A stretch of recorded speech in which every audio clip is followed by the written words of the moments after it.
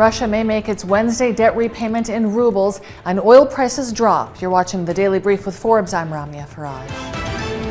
Russia's finance ministry says it may pay foreign debt in rubles, which analysts say would be tantamount to a default. Russia is due to pay $117 million on $2-denominated bonds on Wednesday. But the finance ministry says it could make payments in rubles if sanctions prevent it from accessing foreign currency. Several Russian banks have been banned from SWIFT, hampering its efforts to move money outside of the country. The finance ministry says sanctions are an attempt by the West to force a default. West Texas Intermediate slid today on Ukraine peace hopes and after major oil consumer China imposed a COVID lockdown on the tech hub of Shenzhen. West Texas slid almost 5.1% to $103.80 a barrel, while European benchmark Brent North Sea crude shed 4% to $108.13 a barrel. Analysts say prices are falling due to peace talks. This is coupled with traders fretting that China's spreading coronavirus lockdowns could reduce oil demand. Billionaire Elon Musk says SpaceX and Tesla are facing significant inflationary pressure in raw materials and logistics as the conflict in Russia and Ukraine worsens. Musk took to Twitter saying his companies are not alone in facing inflation risks, as he retweeted an article saying Russia's invasion of Ukraine sent commodity prices to their highest level since 2008. Aluminum, nickel, palladium, and platinum are used in EVs, and their prices have skyrocketed since Russia's invasion.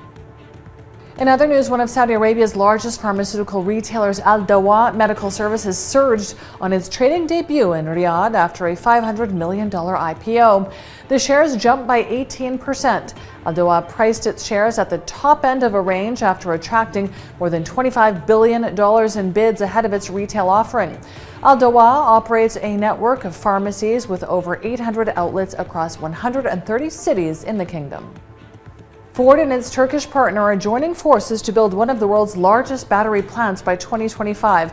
Turkey's biggest conglomerate, Koç Holding, signed a deal to be part of the joint venture between Ford Motors and South Korea's SK Innovation. The EV battery plant is part of a push by Ford to produce 2 million EVs annually by 2026. SoftBank's Vision Fund has sold shares worth $1 billion in Korean e-commerce firm Coupang. Vision Fund sold 50 million Coupang shares for $20.87 each. SoftBank sold Coupang shares worth $1.69 billion in September. SoftBank has been trimming stakes in listed companies as it prioritizes investing through the second Vision Fund and share repurchases in a $9 billion program.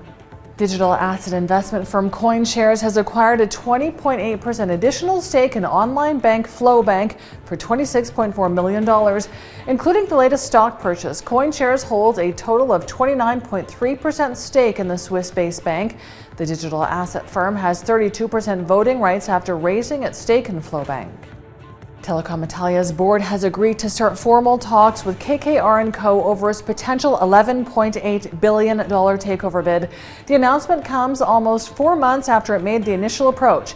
KKR reportedly seeks to secure control of the debt-laden Italian telecoms major, delist it, and then relaunch it by carving out its network infrastructure assets. Art Dubai, the Middle East's largest annual contemporary art fair, has for the first time featured digital works as Dubai seeks to position itself as a crypto asset hub. This year, Art Dubai hosted over 100 local and foreign art dealers with an entire wing of 17 galleries selling NFTs.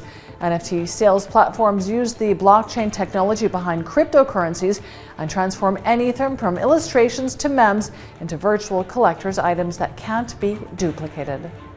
I'm Ramya Faraj. This is the Daily Brief. Thanks for watching. See you tomorrow.